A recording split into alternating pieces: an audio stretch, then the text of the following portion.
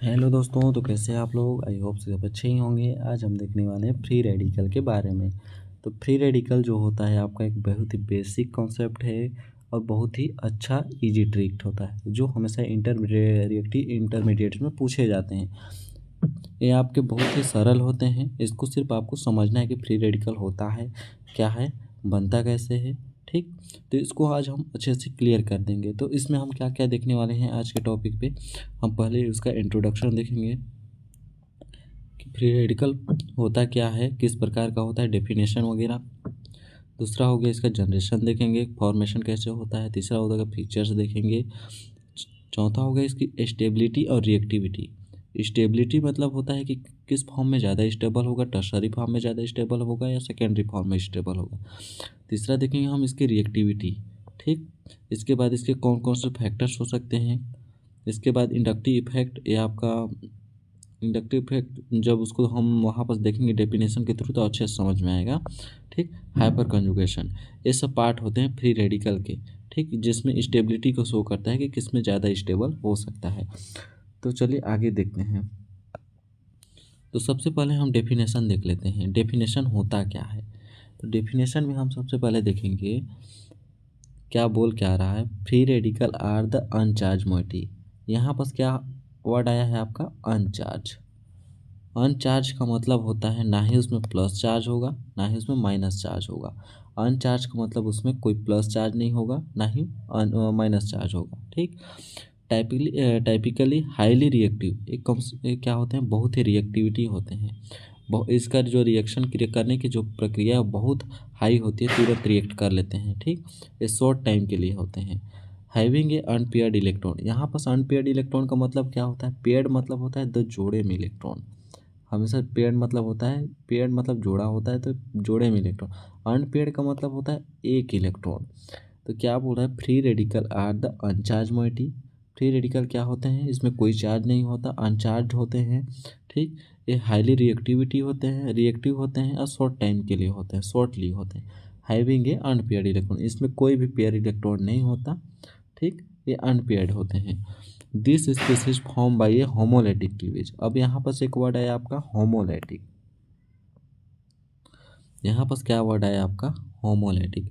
तो दो वर्ड आपको सुने होंगे, होमोलैटिक एंड हेट्रोलैटिक। होमोलैटिक एंड हेट्रोलैटिक, दो वर्ड सुने होंगे, होमोलैटिक एंड हेट्रोलैटिक। होमोलैटिक क्या होता है आपका, जैसे सपोज कीजिए कोई बॉन्ड है, जैसे Cl2 का है। ठीक, जैसे Cl2 को हम ऐसे लिख सकते हैं ना, Cl2 को, Cl2 का कोई बॉन्ड है, यहाँ पास भी Cl2 का कोई बॉन्ड है, ये बॉन्ड है आपका। ठीक, तो एक कोई बॉन्ड है। तो होमोलैटिक का मतलब है यदि हम इसके बंध को क्लीवेज कराएं, इसके बंध को तोड़ें। तो होमोलैटिक का क्या मतलब होता है कि एक इलेक्ट्रॉन इसके पास एक इलेक्ट्रॉन इसके पास। होमोलैटिक का ही मतलब होता है कि इसके बंध को यदि तोड़ा जाता है, कोई पाई बॉन्ड है सिग्मा बॉन्ड को, तो एक एक इलेक्ट्रॉन एक दूसरे को शेयर कर दिए जाते हैं। ठीक, बराबर भागों में। जब हेट्रोलैटिक की बात करें, हेट्रो का मतलब होता है विषम, मतलब विषम क्लीवेज, या मतलब इसको बोल सकते हैं असामान्य क्लीवेज। हेट्रो का मतलब असामान्य। तो हेट्रो मतलब यहाँ पर यदि क्लीवेज कराते हैं तो एक पे प्लस चार्ज आता है, एक के पास माइनस चार्ज आता है। तो फ्री रेडिकल में हमेशा क्या होता है आपका, होमोलैटिक क्लीवेज होता है। अब जैसे जैसे हो गया आपका कार्बोकेटायन कार्बो एनायन, उसमें आपका हमेशा हेट्रोलैटिक क्लीवेज होता है। हेट्रोलैटिक इसलिए होता है क्योंकि इसमें प्लस चार्ज या माइनस चार्ज, कार्बोकेटायन मतलब प्लस चार्ज, कार्बो एनायन मतलब माइनस चार्ज। तो प्लस माइनस लाने के लिए आपको हेट्रोलैटिक ही करवाना पड़ेगा क्लीवेज। इसीलिए फ्री रेडिकल में आपका हमेशा होमोलैटिक क्लीवेज होता है। तो ये रही इसकी थोड़ी सी बेसिक। तो this species form by a homolytic cleavage, ये किससे फॉर्म होता है आपका, होमोलैटिक से होता है। ठीक, हाँ, यहाँ पर क्या हो गया, होमोलैटिक क्लीवेज से फॉर्मेशन होता है। It is in A intermediate in a chemical reaction which. यह क्या होता है कि इंटरमीडिएट मतलब इन पर, इंटरमीडिएट मतलब होता है शॉर्ट टाइम के लिए वहाँ पर है। तो यहाँ एक इंटरमीडिएट केमिकल रिएक्शन होता है बीच में वन अनपेयर्ड इलेक्ट्रॉन। क्या बोला था, इसके पास एक अनपेयर्ड इलेक्ट्रॉन होता है। One are the known as free radical, इसे ही हम फ्री रेडिकल कहते हैं। The unpaired electron is represented by a dot. Unpaired electron को जो होता है उसे हम डॉट से डिनोट करते हैं। तो यहाँ पर एक परिभाषा के थ्रू लिख सकते हैं, डेफिनेशन के थ्रू, फ्री रेडिकल एक अनचार्ज मॉइटी होता है जो हाईली रिएक्टिव और शॉर्ट लिव होता है, जिसके पास अनपेयर्ड इलेक्ट्रॉन होते हैं। ठीक, फ्री रेडिकल का फॉर्मेशन होमोलिटिक क्लीवेज से होता है। होमोलिटिक क्लीवेज के द्वारा इसका फॉर्मेशन होता है। It is an intermediate chemical reaction, यहाँ एक इंटरमीडिएट केमिकल रिएक्शन होता है जिसके पास अनपेयर्ड इलेक्ट्रॉन होते हैं, इसे ही फ्री रेडिकल कहा जाता है। जो अनपेयर्ड इलेक्ट्रॉन होते हैं उसे हम डॉट के थ्रू रिप्रेजेंट करते हैं। यहाँ पर आपको एग्जाम्पल दिया गया है क्लोरीन और हाइड्रोजन CH3 का। ठीक, तो यहाँ पर जैसे हम H2 ले लेते हैं, H2 को हम ऐसे भी लिख सकते हैं, दो बॉन्ड के थ्रू फॉर्मेशन हुआ है। ठीक, तो यहाँ पर यदि होमोलिटिक क्लीवेज कराते तो एक रेडिकल यहाँ पर, एक रेडिकल यहाँ पर, तो इसी को यहाँ पर दिखाया गया है। इसी प्रकार क्लोरीन का भी कर सकते हैं, Cl2 का, CH3 का भी कर सकते हैं। ठीक, CH3 का कैसे कर सकते हैं, जैसे CH3 हो गया, CH3 ये कोई एथेन का हो गया मॉलिक्यूल, यदि इसके बीच में बॉन्ड है तो इसको होमोलिटिक क्लीवेज कराने पर यहाँ एक बॉन्ड यहाँ पर, तो यही फॉर्मेशन आपका यहाँ पर हुआ है। तो ये रहा यहाँ पर इसकी बेसिक। ठीक, इसके बाद हम देखते हैं फॉर्मेशन इसका होता कैसे है। जैसे हम यहाँ पर बताया आपको CH3 ये बॉन्ड थे, तो इसमें कौन सा क्लीवेज होगा, होमोलिटिक। होमोलिटिक क्लीवेज हुआ तो एक इलेक्ट्रॉन, ये दो इलेक्ट्रॉन से मिलकर बना होता है। ठीक, तो एक इलेक्ट्रॉन इस कार्बन के पास, एक इलेक्ट्रॉन इस कार्बन के पास। ठीक, तो इस ये हो गया आपका CH3 रेडिकल का। जैसे इसको लिख सकते हैं CH3 रेडिकल का हो गया। ठीक, इसके बाद हम इसको इस प्रकार भी तो लिख सकते हैं, H अगर खुली श्रृंखला में लिखना चाहें तो। इसके बाद ये क्या हो गया, फ्री रेडिकल, मेथिल रेडिकल बोल सकते हैं इसको। ठीक, तो जिसके पास एक अनपेयर्ड इलेक्ट्रॉन है, अनचार्ज, इसमें कोई चार्ज है नहीं, अनचार्ज है, इसके पास कोई इलेक्ट्रॉन नहीं है, तो ये अनचार्ज हुआ, अनपेयर्ड हुआ, पेयर्ड में भी नहीं है, अनपेयर्ड में भी नहीं है। यदि हम इसका ऑक्सीडेशन कराते हैं, ऑक्सीडेशन मतलब होता है इस इलेक्ट्रॉन को भी किसी को डोनेट कर देते हैं, जो बचा खुचा इलेक्ट्रॉन है उसको भी हम दान कर देते हैं। तो यहाँ पर क्या होता है, ऑक्सीडेशन कराते हैं, मतलब बचा खुचा इलेक्ट्रॉन को भी किसी को दे दो, सिंपल सी बात। तो यहाँ पर क्या हो जाएगा, जैसे हम सपोज कीजिए एक इलेक्ट्रॉन देने से उसके पास इलेक्ट्रॉन की कमी होती है तो वहाँ पर प्लस चार्ज आता है। यदि वो किसी से इलेक्ट्रॉन लेता है तो क्या होता है, माइनस चार्ज में बदल जाता है। जिस माइनस चार्ज आपको हमेशा पता होगा कि एक बॉन्ड का ही रूप होता है, एक बॉन्ड के समान ही होता है। ठीक, तो मतलब ये भी माइनस चार्ज होता है, आपका दो इलेक्ट्रॉन से मिलकर बना होता है। ठीक, तो प्लस मतलब होता है आपका एक इलेक्ट्रॉन, सिंगल इलेक्ट्रॉन, ये मतलब ये नगण्य होता है, एकदम इसको नेगलेक्ट कर सकते हैं। प्लस मतलब उसके पास कुछ है ही नहीं। इसी प्रकार यदि इसको भी हम नेगलेक्ट कर देते हैं तो क्या बचेगा, plus charge H H H। तो यहाँ पर क्या बन गया आपका, कार्बोकेटायन, क्या बन गया आपका, कार्बोकेटायन। इसी प्रकार हम समझना चाहें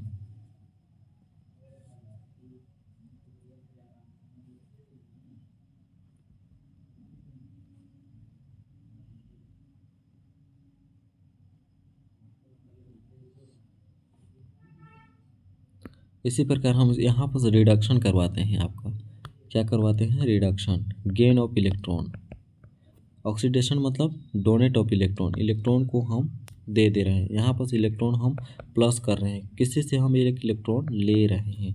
तो एक इलेक्ट्रॉन ए और एक इलेक्ट्रॉन हम किसी बाहर ग्रुप से लेंगे तो एक इलेक्ट्रॉन, तो दोनों मिलकर एक बॉन्ड का फॉर्मेशन करता है। तो यहाँ पर क्या बनेगा आपका, H माइनस, एक किसको क्या बोलते हैं, कार्बो एनायन बोलते हैं। तो ये हो गया आपका फ्री रेडिकल, क्या बोलता है, कार्बोकेटायन भी बना सकता है, कार्बो एनायन भी बना सकता है, और इसे क्या बोलते हैं हम, फ्री रेडिकल। ये हो गया आपका क्या, फ्री रेडिकल। देखिए रेडिकल फ्री रेडिकल जो होता है sp2 हाइब्रिडाइज होता है। अब sp2 हाइब्रिडाइज कैसे होता है, तो आपको बताया हूँ कि sp2 हाइब्रिडाइज होने के लिए इसका पहले संकरण निकालना होता है। सबसे पहले इसका सिग्मा बॉन्ड काउंट कीजिए कि सिग्मा बॉन्ड किस प्रकार से काउंट किया जाता है। नंबर ऑफ सिग्मा बॉन्ड जैसे आपको पता होगा 2 बराबर sp संकरण, 3 सिग्मा बॉन्ड बराबर sp2, 4 सिग्मा बॉन्ड बराबर sp3 संकरण होता है। तो यहाँ पर नंबर ऑफ सिग्मा बॉन्ड देखिए, ये आपका अनचार्ज मोइटी है।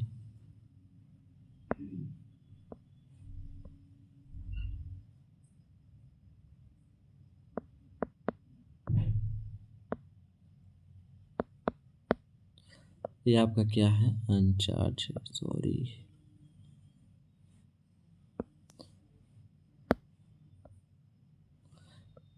ये क्या है आपका अनचार्ज, इसमें कोई चार्ज नहीं है, तो इसमें तो इसको कोई काउंट नहीं किया जा सकता। ये क्या हो गया आपका सिग्मा बॉन्ड हो गया, ये भी आपका सिग्मा बॉन्ड, ये भी एक सिग्मा बॉन्ड। तो नंबर ऑफ सिग्मा बॉन्ड कितने हैं इसमें, 3 सिग्मा बॉन्ड। 3 के रिस्पेक्ट में हाइब्रिडाइज क्या होता है आपका sp2। sp2 होता है मतलब वो प्लेनर होता है, ज्योमेट्री इसकी कैसे बनती है, प्लेनर बनती है। ठीक, तो ये हो गया प्लेनर होते हैं। It is a neutral species in odd electron. Odd electron का मतलब होता है इसमें विषम संख्या के इलेक्ट्रॉन है। सम संख्या को क्या बोलते हैं, इवन इलेक्ट्रॉन। जब 2 इलेक्ट्रॉन होता है इसको इवन बोलते हैं, जैसे 3 हो गया इसको ऑड इलेक्ट्रॉन बोलते हैं, 3 5 हो गया विषम संख्या में। तो 1 इलेक्ट्रॉन है मतलब क्या है, ऑड इलेक्ट्रॉन है। तो ये रहा इसकी कुछ फीचर्स फ्री रेडिकल के बारे में। अब देखते हैं अगला, जनरेशन ऑफ फ्री रेडिकल। इसका फॉर्मेशन कैसे होता है फ्री रेडिकल का। ये free radical form during a homolytic cleavage.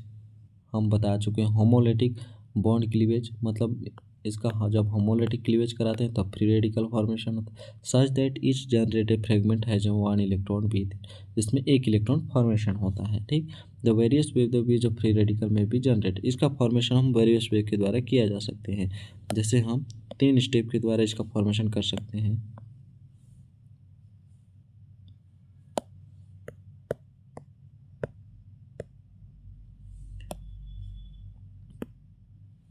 एक हो गया आपका थर्मल क्लीवेज द्वारा, दूसरा फोटोकेमिकल क्लीवेज द्वारा, दूसरा डीकम्पोजिशन द्वारा। तो थर्मल क्लीवेज क्या होता है, जैसे आपका थर्मल क्लीवेज सपोज कीजिए, ये होता है थर्मल। थर्मल का मतलब होता है हीट करना उसको। थर्मल क्लीवेज का मतलब होता है कोई हीट करना। जैसे आपका कोई मॉलिक्यूल लीजिए, जैसे हम सपोज कीजिए यहाँ पर, सॉरी, जैसे सपोज कीजिए यहाँ पर कोई CH3 ग्रुप है, उससे कोई नाइट्रोजन अटैच है डबल बॉन्ड के साथ, फिर यहाँ पर ये हो गया CH3, ये कोई ग्रुप है, नाइट्राइल का कोई ग्रुप है। ठीक, तो यदि हम इस बॉन्ड का क्लीवेज कराते हैं इसमें आपको पता है सिग्मा बॉन्ड सबसे ज़्यादा स्ट्रॉन्ग होता है, स्ट्रॉन्ग होता है किसके कंपेयर में, पाई बॉन्ड के कंपेयर में। ये वीक होता है आपका, तो किसे तोड़ना आसान होगा, पाई बॉन्ड को। एक पाई बॉन्ड होता है, एक सिग्मा बॉन्ड होता है। ठीक, तो किसको तोड़ना आसान होगा, पाई बॉन्ड को। तो पाई बॉन्ड का जब हम क्लीवेज कराते हैं तो क्या होता है, होमोलिटिक क्लीवेज होता है यहाँ पास। तो इसको हम कैसे लिख सकते हैं, CH3N single bond N CH3। ठीक,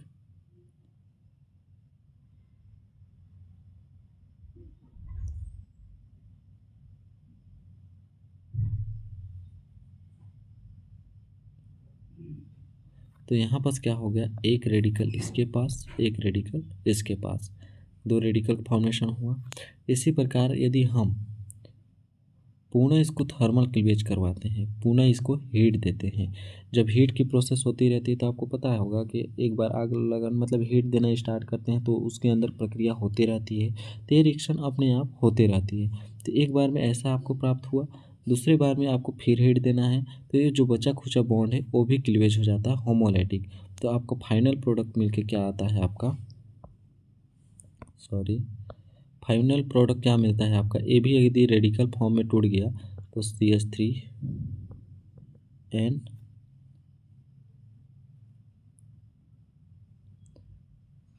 CH3N radical and CH3N radical, ऐसा कुछ आपको प्रोडक्ट देखने को मिलता है। अगर आप इसको ऐसे भी लिखना चाह सकते हैं, इसको लिखना चाहेंगे तो ऐसे भी लिख सकते हैं, जैसे आपका मैं अच्छे से एक्सप्लेनेशन कर देता हूँ। ठीक,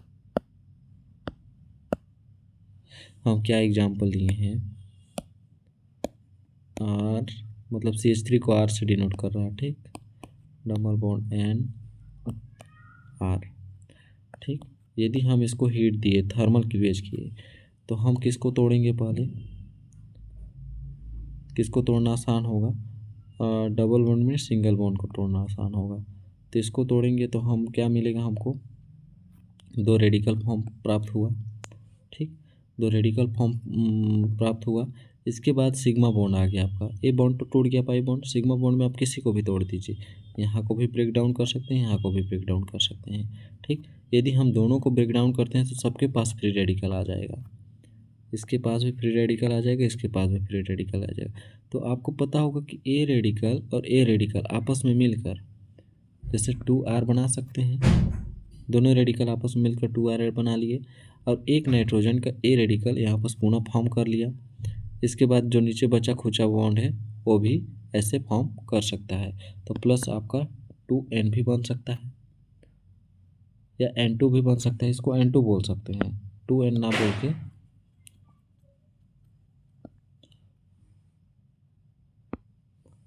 प्लस N2 बोल सकते हैं। आपको पता होगा N हमेशा ट्रिपल बॉन्ड बनाता है, इसकी सेटिस्फेक्शन जो होता है आपका तीनों से कंप्लीट होती है, 3 बॉन्ड से होती है, तो N2 बनाता है। तो जैसे आपका ये आपका खिचड़ पिचड़ बहुत ज़्यादा दिख रहा होगा यार, इसको समझ सकते हैं आप। ए आर हो गया, N double bond N R। सबसे पहले यहाँ से ब्रेक डाउन किया होमोलिटिक, तो ए बॉन्ड बना आपका, थर्मल क्लीवेज दिए। ठीक, R N single bond N radical R. यदि हम यहाँ से भी ब्रेक डाउन करते हैं, थर्मल क्लीवेज जो होता है आप अपने आप प्रोसीड होती रहती है। ठीक, तो ये हो गया, यहाँ से ब्रेक डाउन किया तो एक रेडिकल यहाँ, एक रेडिकल यहाँ। ठीक, इस बॉन्ड का, इसी प्रकार इधर का एक रेडिकल यहाँ, एक रेडिकल यहाँ। तो ये दोनों जो रेडिकल मिल के आपका 2R का फॉर्मेशन किए। ठीक, इसके बाद जो बचा हुआ है, एक बॉन्ड यहाँ से फॉर्मेशन हो गया, एक बॉन्ड यहाँ से फॉर्मेशन हो गया, तो यहाँ पास क्या बन गया, N2 बन गया प्लस 2R बन गया। तो ये हो गया आपका फाइनल प्रोडक्ट। ठीक,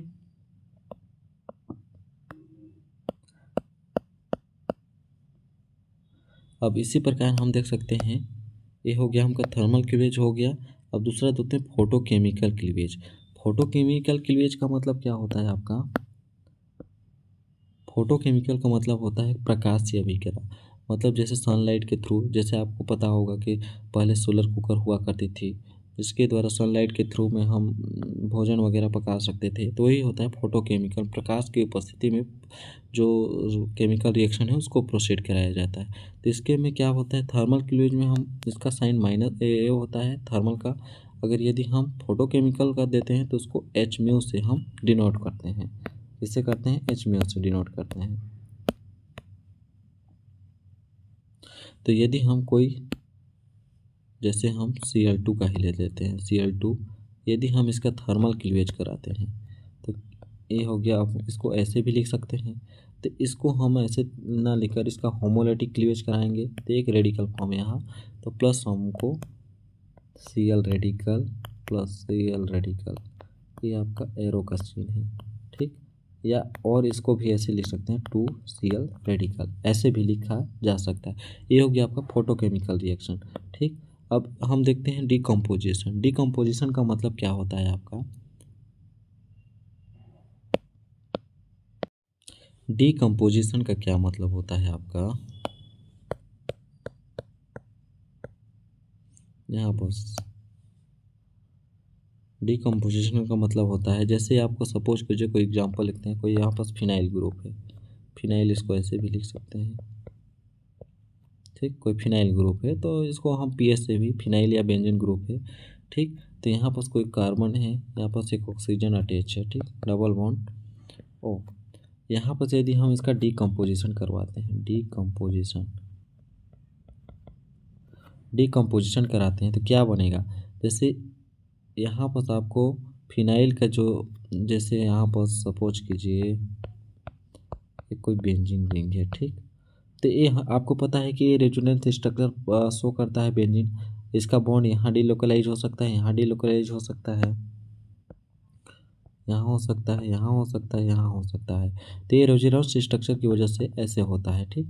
तो अगर यदि यहाँ पास माइनस आ जाए, मतलब इसको बॉन्ड को हम आगे बढ़ाएं तो यहाँ पास माइनस आ सकता है, यहाँ प्लस आ सकता है। इसका एक रेजोनेटिंग स्ट्रक्चर होता है जिसके कारण स्टेबल होता है, तो इसलिए इसके समीप वाले बॉन्ड को ब्रेक डाउन करना ज़्यादा ईजी होता है। फिनाइल ग्रुप है क्योंकि उसके डिकम्पोजिशन के कारण, डिकम्पोजिशन मतलब डिकम्पोजिशन नहीं बोल सकते, उसके रेजोनेंस स्ट्रक्चर के कारण उसके नज़दीक वाले बॉन्ड को तोड़ना आसानी होता है। तो यहाँ पर आप तोड़ सकते हैं इस बॉन्ड को। तो यहाँ पर यदि होमोलिटिक क्लीवेज कराते हैं तो क्या बनेगा, यहाँ पर एक रेडिकल बनेगा, यहाँ पर एक रेडिकल बनेगा, ठीक।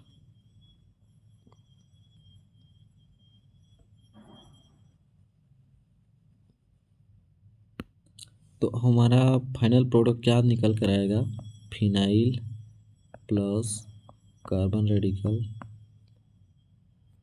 डबल बॉन्ड, और यहाँ पर क्या है आपका ऑक्सीजन रेडिकल।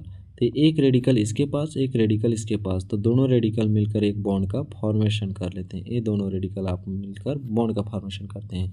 तो क्या बन जाएगा आपका PH phenyl plus double bond O, double bond O. इसको हम कैसे भी लिख सकते हैं और CO2 के रूप में भी लिखा जा सकता है। ये हो गया आपका डिकम्पोजिशन का एग्जाम्पल। तो आपको पता चल गया होगा कि फ्री रेडिकल जनरेट कैसे होते हैं, फॉर्मेशन कैसे होता है फ्री रेडिकल होमोलिटिक क्लीवेज द्वारा, उसका एग्जांपल भी हम दे चुके हैं, ठीक। अब इसके फीचर्स के बारे में समझ लेते हैं कि इसका फीचर्स क्या क्या होता है। तो सबसे पहले फर्स्ट फीचर्स क्या होता है इसका फ्री रेडिकल का, free radical are the electron deficiency species. इसके पास इलेक्ट्रॉन की कमी होती है, मतलब एक रेडिकल होगा जैसे CH3 रेडिकल है, तो इसके पास इलेक्ट्रॉन की कमी है, इसका अष्टक कंप्लीट है, तो ये हमेशा किसी न किसी से क्रिया करने के लिए सोचेगा, रिएक्शन करने का सोचेगा, तो रिएक्शन करके अपना अष्टक कंप्लीट करना चाहेगा, इसलिए इलेक्ट्रॉन डेफिशिएंट मतलब इलेक्ट्रॉन की इसके पास कमी होती है। देयर आर यूजुअली अनचार्ज, इसके पास कोई चार्ज नहीं होता है, मतलब ये एक डॉट होता है, अनपेयर्ड इलेक्ट्रॉन होता है, ठीक। तो कोई चार्ज नहीं होता है। Contain odd electron, odd electron का मतलब होता है आपका सिंगल इलेक्ट्रॉन होता है, इसके पास डबल होता है तो इवन इलेक्ट्रॉन होता है, तो ये ऑड इलेक्ट्रॉन होता है सिंगल। तो एल्काइल रेडिकल जो CH3 रेडिकल है इवन 7 इलेक्ट्रॉन, इसके पास 7 इलेक्ट्रॉन होता है। इसको समझने के लिए कैसे कर सकते हैं, जैसे H H H H, जैसे आपको पता होगा कि एक बॉन्ड 2 इलेक्ट्रॉन से मिलकर बना होता है, तो यहाँ पास कितने बॉन्ड है, 3 बॉन्ड है, और एक 3 दूना 6 और एक इलेक्ट्रॉन ए, तो 7 इलेक्ट्रॉन होता है around the carbon radical character, जो रेडिकल कैरेक्टर में होता है। 6 आपका इसके बॉन्ड फॉर्मेशन में शामिल होते हैं, और एक इलेक्ट्रॉन जो होता है आपका इसका जो रेडिकल फॉर्मेशन करते हैं, ठीक। तो कार्बन इज sp2 हाइब्रिडाइज, आपको पता होगा sigma number of sigma bond कितने हैं इसमें, 3 सिग्मा बॉन्ड है, तो sp2 हाइब्रिडाइज है, ठीक। This species are highly reactive होता है क्योंकि इसके पास इलेक्ट्रॉन की कमी है। ये हमेशा क्या बोलते हैं, किसी न किसी से क्रिया करने के लिए उत्तेजित होता है या उतावला होता है बोल सकते हैं, ठीक। इसके बाद due to the presence of unpaired, इसके अनपेयर्ड इलेक्ट्रॉन के हाईली रिएक्टिव होता है, which gets a pair with another electron fill the outermost shell. यदि किसी इलेक्ट्रॉन से क्रिया करके यदि पेयर हो जाता है तो ये क्या होता है, स्टेबल फॉर्म अपना बना लेता है, जिससे अनरिएक्टिव हो जाता है। तो एल्काइल रेडिकल सोज ए पिरामिड ज्योमेट्रिकल, वही sp2 जो होता है प्लेनर जो होता है आपका, sp3 हाइब्रिडाइजेशन। ये सब आपके इसके कैरेक्टर्स हो गए। इसके बाद हम इसका देख लेते हैं ऑर्डर, स्टेबिलिटी का ऑर्डर क्या होता है। तो आपको पता होगा स्टेबिलिटी का ऑर्डर को हम समझाने के लिए इस प्रकार भी लिख सकते हैं,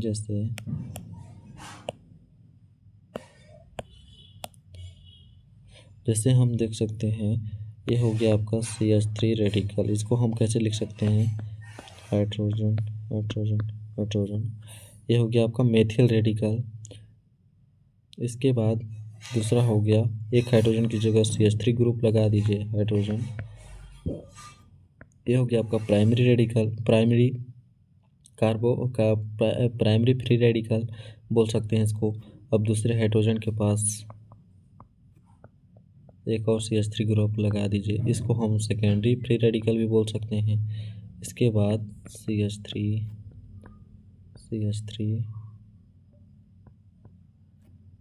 ये हो गया CH3। इसको हम टर्सरी फ्री रेडिकल बोलते हैं। तो इसमें रिएक्टिविटी का ऑर्डर देखिए आप कि कौन सबसे ज़्यादा रिएक्टिविटी होगा। तो यहाँ पर देखिए सबसे ज़्यादा रिएक्टिविटी ऑर्डर किसका होगा। यहाँ पर देखिए आपको मेथिल फ्री रेडिकल है आपका, क्या है, मेथिल फ्री रेडिकल। तो मेथिल के पास सबसे ज़्यादा कार्बन मतलब इलेक्ट्रॉन की कमी है, तो इसकी जो रिएक्टिविटी है सबसे ज़्यादा होती है, सबसे ज़्यादा ये रिएक्ट करने के लिए उतावला है, तो सबसे ज़्यादा गरीब है, तो इस सबसे ज़्यादा क्रियाशील होना चाहेगा। जैसे सपोज कीजिए जिसके पास जितना पैसों की कमी होती है उतना काम करना चाहता है, तो इसके पास तो किसी तरफ से इलेक्ट्रॉन डोनर ही नहीं है, और यहाँ पास तो भाई 3 डोनर हैं। जैसे यहाँ से हाइड्रोजन मतलब एक मेथिल ग्रुप ये भी डोनेट कर सकता है इलेक्ट्रॉन, ये भी डोनेट कर सकता है, ये भी डोनेट कर सकता है। तो ये थोड़ा सा इन दोनों तीनों के कंपेयर में अमीर होता है, तो ये कम लेजी होता है, आलसी होता है। तो रिएक्टिविटी का ऑर्डर देखें तो आपका सबसे पहले रिएक्टिविटी कौन करेगा, प्राइमरी क्या बोलते हैं मेथिल फ्री रेडिकल करेगा, उसके बाद प्राइमरी फ्री रेडिकल, इसके बाद सेकेंडरी, इसके बाद टर्सरी, ये सबसे आलसी होता है। यदि स्टेबल की बात करें, आपको पता होगा ये आलसी है तो मतलब ये स्टेबल है भाई, इसके पास धन दौलत है इसीलिए तो काम नहीं करना चाह रहा है भाई, तो ये स्टेबल है आपका। तो स्टेबल है तो काम नहीं करना चाह रहा है, तो मतलब इसकी स्टेबिलिटी ज़्यादा है इन तीनों के कंपेयर में। उसके बाद सेकेंड में ये आता है आपका, इसके बाद थर्ड में आपका प्राइमरी फ्री रेडिकल आता है। तो सबसे पहले स्टेबल, सबसे ज़्यादा स्टेबल कौन सा आपका, टर्सरी, फिर सेकेंडरी, फिर प्राइमरी, फिर मिथाइल आता है आपका, जो ये है। यदि रिएक्टिविटी की बात करें तो यहाँ पर ज़्यादा काम करने की ज़रूरत किसको है, आपका मिथाइल को, इसके बाद प्राइमरी को, इसके बाद लास्ट में आलसी को काम आता है। ठीक, तो ये हो गया आपका इसके ऑर्डर। इसके बाद हम इसके देखते हैं फैक्टर्स देख लेते हैं। इसका इंडक्टिव इफेक्ट, इंडक्टिव इफेक्ट में क्या बोल रहा है आपका, यहाँ पर देखेंगे इंडक्टिव इफेक्ट, इंडक्टिव इफेक्ट आपका बोल क्या रहा है। तो इंडक्टिव इफेक्ट को समझने के लिए आपको इसकी क्या बोलते हैं डेफिनेशन को समझना होगा। As we note that the electron withdrawing group, electron withdrawing group और इलेक्ट्रॉन डोनेटिंग ग्रुप, ये हो गया आपका electron withdrawing group, electron donating group. Electron withdrawing group का मतलब होता है जो इलेक्ट्रॉन को अपनी ओर आकर्षित करता है, जैसे यहाँ पर साइनाइड हो गया, क्लोरीन हो गया, ये सब आपके इलेक्ट्रॉन विड्रॉइंग ग्रुप है, इलेक्ट्रॉन को अपनी ओर आकर्षित करने का काम करते हैं। ठीक, और इलेक्ट्रॉन डोनेटिंग ग्रुप का मतलब होता है इलेक्ट्रॉन को डोनेट करना चाहते हैं, जैसे हो गया आपका हाइड्रोजन हो गया, हाइड्रोजन हो गया, इसके बाद CH3 हो गया, कोई अमीनो ग्रुप हो गया आपका, एमिनो ग्रुप हो गया, ये सब इलेक्ट्रॉन को विड्रॉ करते हैं। जैसे आपको यदि आपके पास कोई इलेक्ट्रॉन विड्रॉइंग ग्रुप है, ठीक, यदि कोई इलेक्ट्रॉन को खींचने वाला ग्रुप है तो इलेक्ट्रॉन को अपनी ओर खींच लेगा, तो उसके पास इलेक्ट्रॉन की तो और कमी हो जाएगी। और वैसे भी फ्री रेडिकल क्या बोलते हैं, फ्री रेडिकल वैसे भी इलेक्ट्रॉन डेफिशिएंट ग्रुप होता है, इलेक्ट्रॉन डेफिशिएंस होता है, इलेक्ट्रॉन का गरीब होता है, तो उसके अगर इलेक्ट्रॉन और ज़्यादा ले लोगे तो और ज़्यादा गरीब हो जाएगा, तो उसके ऊपर भी डिपेंड करता है, इसी को इंडक्टिव इफेक्ट कहते हैं। तो क्या बोल रहा, as we note that the electron withdrawing group decrease the electron density, तो उसकी इलेक्ट्रॉन डेंसिटी या उसको और ज़्यादा गरीब बनाने का काम करता है, जिससे कार्बन एटम की जो डेंसिटी होती है उसको और ज़्यादा क्या बोलते हैं गरीब बनाने का काम करता है, उसके इलेक्ट्रॉन को लेने का काम करता है, तो वो ज़्यादा गरीब हो जाएगा, सिंपल सी बात है। तो क्या बोलते हैं अनस्टेबल होता है, इसलिए वो अनस्टेबल होता है। यदि उससे इलेक्ट्रॉन आप खींचोगे, किसी गरीब से उसका पैसा और छीनोगे तो वह तो और गरीब होगा ना भाई, तो कहाँ से होगा, तो अनस्टेबल होता है। ठीक, तो ये रही इलेक्ट्रॉन विड्रॉइंग ग्रुप के केस में। यदि इसी प्रकार यदि कोई इलेक्ट्रॉन डोनेटिंग ग्रुप है, इलेक्ट्रॉन डोनेटिंग ग्रुप है, यदि इलेक्ट्रॉन कोई डोनेटिंग ग्रुप है, जैसे आपका CH3 हो गया, हाइड्रोजन हो गया, तो इलेक्ट्रॉन डोनेटिंग का मतलब इलेक्ट्रॉन को और दे रहा है। यदि आप किसी गरीब को और ज़्यादा पैसा देंगे तो भाई वो थोड़ा बहुत तो अमीर होगा ना पहले से ज़्यादा, तो क्या थोड़ा सा स्टेबल होने का काम करेगा। तो electron donating group increase the electron density, जो कार्बन एटम होता है उसकी डेंसिटी को बढ़ाता है, डेंसिटी मतलब उसके घनत्व, तो उसकी ऊर्जा को बढ़ाने का काम करता है, जिससे वो क्या होता है स्टेबल कंपाउंड होता है। ये हो गया इंडक्टिव इफेक्ट के बारे में। यदि इसका हम एग्जाम्पल देखना, यदि हम इसका एग्जाम्पल देखना चाहें तो एग्जाम्पल कैसे देख सकते हैं, जैसे आपका कोई कार्बन है, यहाँ पास कोई CN है, CH3, यहाँ पास कोई रेडिकल है, यहाँ पास कोई CN है, ठीक, CN ग्रुप जुड़ा हुआ है। और दूसरा एग्जांपल देखते हैं हम, CH3, ठीक, ये रेडिकल है। तीनों में से तीनों इलेक्ट्रॉन डोनेटिंग ग्रुप है, इलेक्ट्रॉन को इसको देने का काम कर रहे हैं। तो क्या पहले से गरीब है तो तीनों लोग और पैसा देते रहे इसको, तो थोड़ा सा अमीर हो गया, तो स्टेबल हो गया, ठीक, ये स्टेबल हो गया। ये आपका इलेक्ट्रॉन को खींचने का, अपनी ओर खींचने का काम करता है। तो इलेक्ट्रॉन को, ये वैसे भी भूखा गरीब है, एक इलेक्ट्रॉन बचा कुछ है, इसको और भी ले लेगा तो इसके पास कुछ बचेगा ही नहीं, तो इसलिए क्या होता है आपका अनस्टेबल होता है, अनस्टेबल होता है। तो इसका एक एग्जांपल हो गया, शॉर्ट एग्जांपल, ठीक। इसके बाद हम अगला देखते हैं, इसका हाइपर कंजुगेशन। हाइपर कंजुगेशन का मतलब क्या होता है, as we know that the more hyperconjugation more the stability complex. Hyperconjugation का मतलब होता है जितना ज़्यादा हाइपर कंजुगेशन होगा वह उतना ही ज़्यादा स्टेबल होगा। हाइपर कंजुगेशन का मतलब होता है जैसे आपका कोई कार्बन परमाणु हो, उसके समीप यदि कोई donating group, electron donating group है, जैसे CH3 ग्रुप है, और मतलब इसको ऐसे समझ सकते हैं, CH3,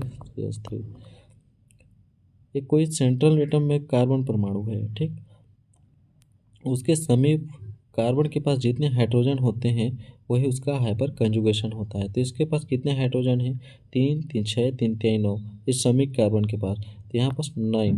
तो क्या बोल रहा है, जितने नंबर के हाइपर कंजुगेशन होंगे उतना ही ज़्यादा उसकी स्टेबिलिटी होगी। इसी प्रकार हम CH3 हाइड्रोजन, CH3, ये हाइड्रोजन की संख्या यहाँ पास कितनी है, यहाँ पास हाइड्रोजन की संख्या आप कितनी है, 6 है।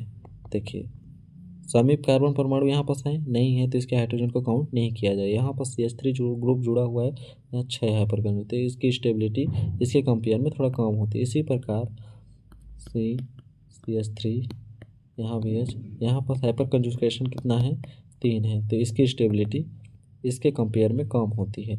इसी प्रकार यदि देखें मेथिल की, यहाँ पास हाइपर कंजुगेशन 0 है, मतलब यहाँ पास CH3 ग्रुप एक भी ही नहीं है, तो यहाँ पास हाइपर कंजुगेशन 0 है, तो इसका स्टेबिलिटी जो होता है इन तीनों के कंपेयर में अनस्टेबल बोल सकते हैं, इसको हम